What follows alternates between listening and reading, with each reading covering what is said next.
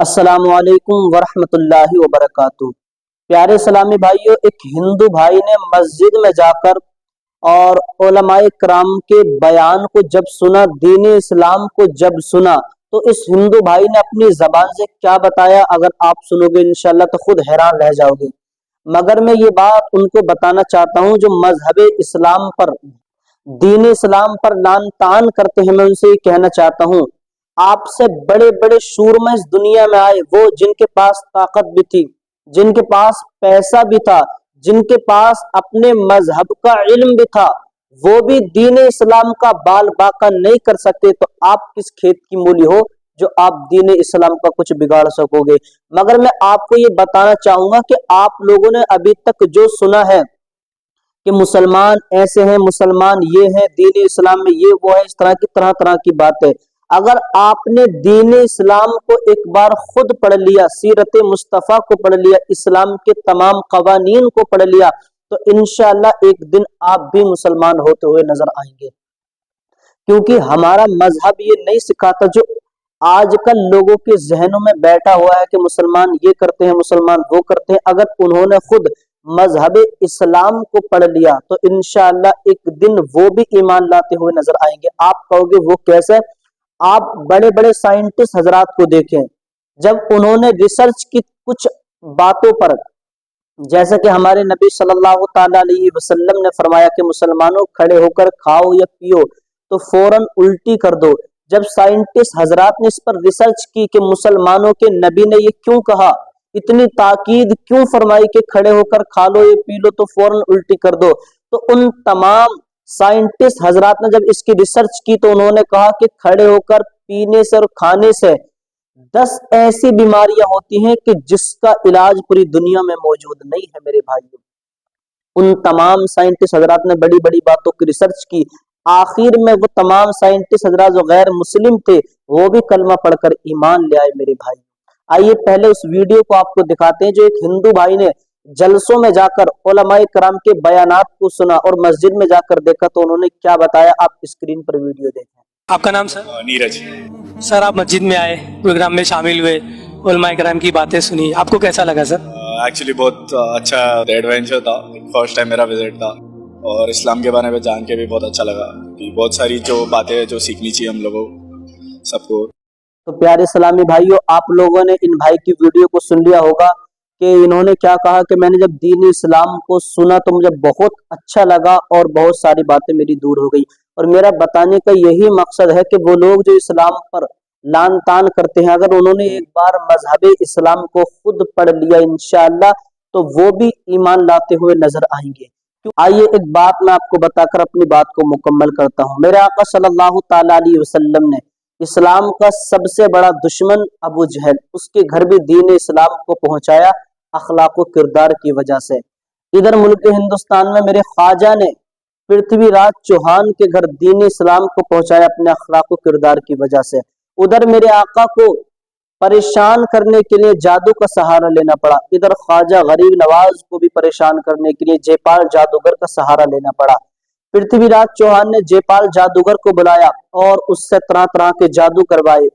جے پال جادوگر نے سانپ کو رسیاں بنا کر بچھو، سانپ وغیرہ یعنی تمام اپنے جادو کیے جتنے وہ جانتا تھا، ہر منتر کا استعمال کیا، مگر اللہ کا کرم دیکھ کے میرے خواجہ پر اس کا کوئی اثر نہیں ہوا۔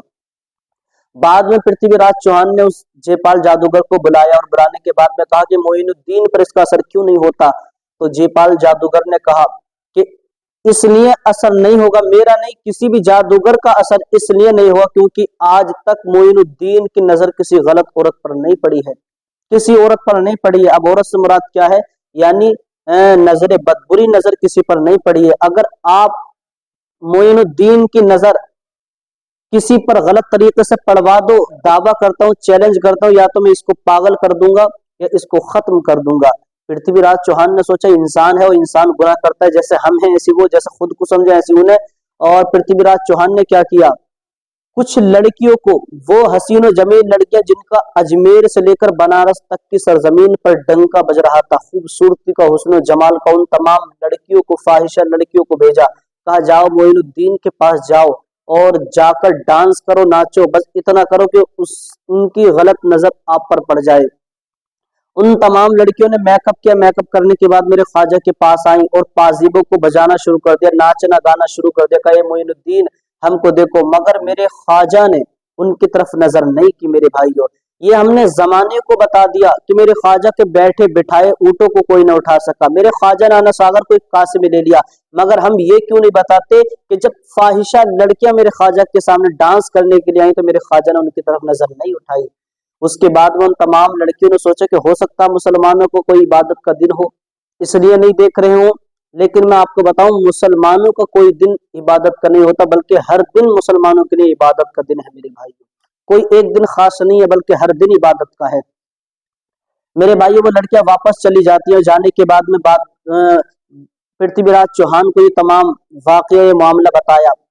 पृथ्वीराज चौहान ने उन तमाम लड़कियों को भगा दिया, कहा तुमसे ये काम नहीं होगा, तुम्हारे बस की बात नहीं है, ये काम अब मेरी बेटी करेगी। पृथ्वीराज चौहान ने फिर अपनी बेटी को भेजा। उसकी बेटी बड़ी शातिर थी, बड़ी चालाक थी। पृथ्वीराज चौहान की बेटी ने क्या किया, मेरे ख्वाजा के पास जाने से पहले उसने तालाब में एक डुबकी लगाई और अपने आप को बिल्कुल गीला कर लिया, कपड़े भिगो लिए। और लड़की का कपड़े गीले करना, भिगोना और लड़की का कपड़ा न पहनना बिल्कुल एक बराबर है। कपड़े गीले करने के बाद में पृथ्वीराज चौहान की बेटी मेरे ख्वाजा के पास आई और नाचना गाना शुरू कर दिया, कहे मोइनुद्दीन मेरी तरफ देख। लेकिन मेरे ख्वाजा ने उसकी तरफ नजर नहीं की। आखिरकार वो नाचते नाचते थक गई तो उस लड़की ने कहा, मोइनुद्दीन तू मेरी तरफ क्यों नहीं देखता, मेरी खूबसूरती की क्यों मजाक उड़ाता है। मेरे ख्वाजा ने अपनी चादर को अपने ऊपर से उतारा और पृथ्वीराज चौहान की बेटी की तरफ फेंका, कहा बेटी पहले इस चादर को ओढ़ ले, इस्लाम इस बात की इजाजत नहीं देता कि किसी को इस तरह देखा जाए।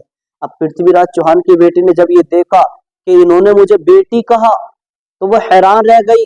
उसने कहा कि आपने मुझे बेटी कहा, और मैंने तो ये सुना था कि मुसलमान वहशी होते हैं, मुसलमान औरतों की इज्जत नहीं करते, औरतों के लुटेरे होते हैं। मेरे ख्वाजा ने फरमाया कि बेटी जो तूने अपने बाप से सुना है वो दीन इस्लाम नहीं है, जो हम कहते हैं वो दीन इस्लाम है। मेरे भाइयों, मेरे ख्वाजा ने कहा बेटी जो उम्र में छोटी हो इस्लाम उसे बेटी का दर्जा देता है, जो उम्र में बराबर हो इस्लाम उसे बहन का दर्जा देता है, और जो उम्र से बड़ी हो इस्लाम उसे माँ का दर्जा देता है। जब और कहा कि जो तेरा बाप कहता है वो दीन इस्लाम नहीं है, जो हम कहते हैं वो दीन इस्लाम है। जब पृथ्वीराज चौहान की बेटी ने ये सुना तो वो खुद कहने लगी कि जब ये इस्लाम है कि इस्लाम बेटियों को इतनी इज्जत देता है तो मैं खुद कलमा पढ़कर मुसलमान होती हूँ। मेरे भाइयों, तो कहने का मकसद ये है कि जो दीन इस्लाम पर लान तान करते, मैं उनसे कहना चाहता हूँ कि अगर एक मर्तबा तुमने खुद दीन इस्लाम को पढ़ लिया, सीरत मुस्तफ़ा को पढ़ लिया, तमाम इस्लाम के कवानीन को जान लिया, इंशाअल्लाह आपके दिल में भी इस्लाम उतरता हुआ नजर आएगा। जैसे इन भाई ने उलमाए किराम के बयानात सुनने के बाद में, इस्लामिक सवाल जवाब सुनने के बाद में इन भाई ने बताया। मेरे भाइयों, मिलते हैं अगली वीडियो में। अस्सलाम वालेकुम व रहमतुल्लाहि व बरकातहू।